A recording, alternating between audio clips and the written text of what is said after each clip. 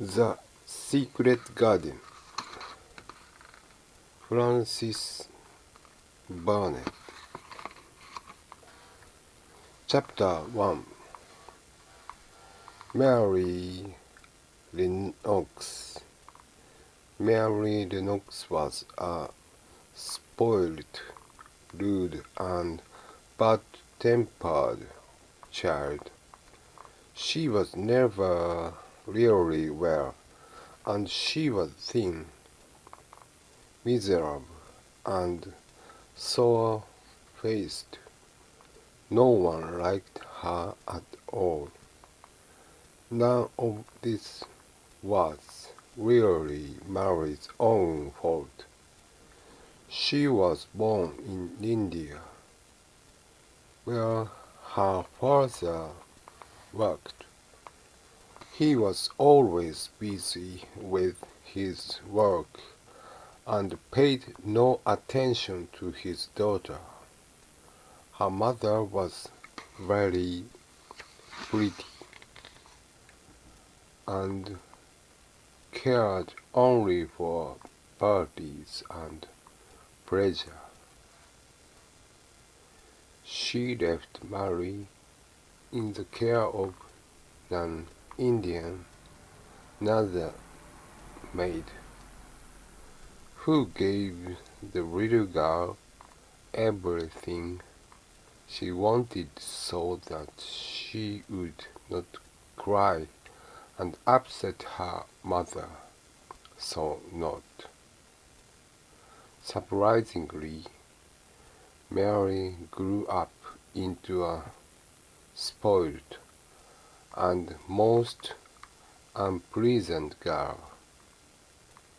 One hot morning, when Mary was 9 years old, she had a strange feeling that something was wrong.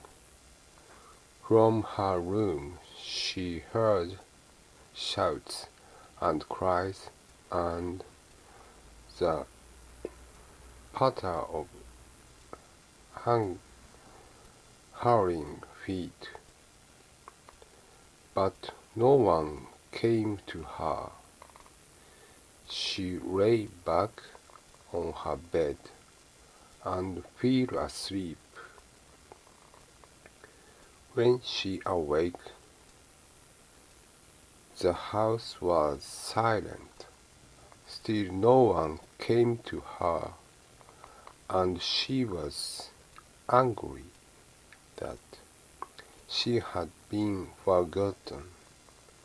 Suddenly the door opened, and 2 Englishmen came in. "Why was I forgotten?" Mary asked, stamping her foot. "Why does nobody come?" "Poor little kid," said one of the men. "There's nobody left to come." That was why Mary learned that her father and mother had been killed by a disease sweeping the country. The servants had died, too. Mary was alone. There was no one in India to look after her, so she was sent all the way to England to live with her uncle, Mr. Cravant, at Misselthwaite Manor in Yorkshire. In London, Mary was met by Mrs. Medlock, her uncle's housekeeper. Mary disliked her at once, but then Mary disliked everyone.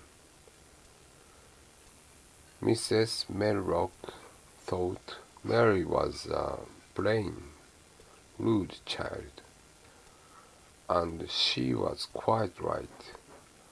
As they traveled north, she told Mary about the house. It sounded very grand and gloomy and stood on the edge of a moor. There'll be nothing for you to do, and your uncle won't bother with you, said Mrs. Meredith. He's got a crooked back. He was a sore young man until he married.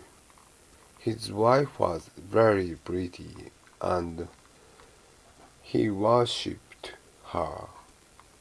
When she died, it made him more strange than ever. He's away most of the time, so you'll have to look after yourself.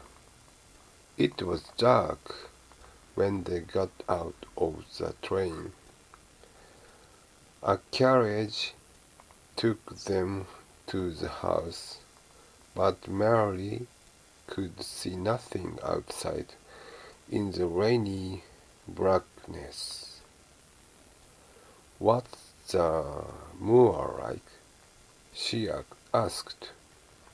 "It's just miles and miles of wild land," replied Mrs. Medlock. "Nothing grows there but goose and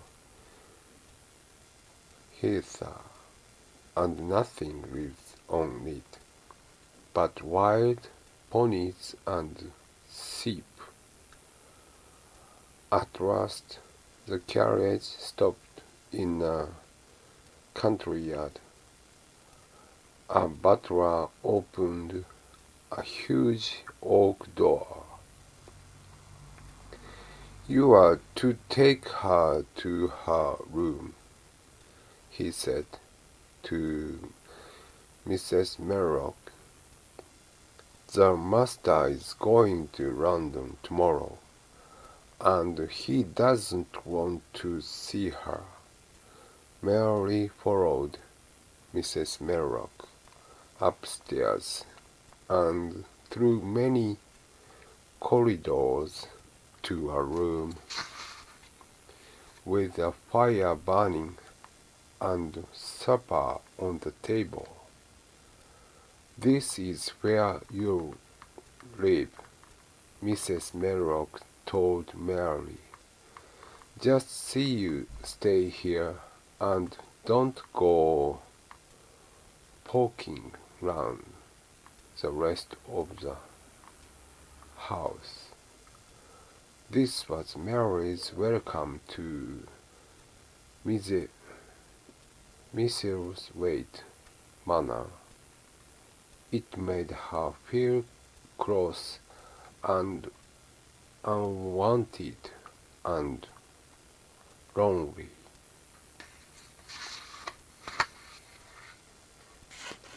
Thanks.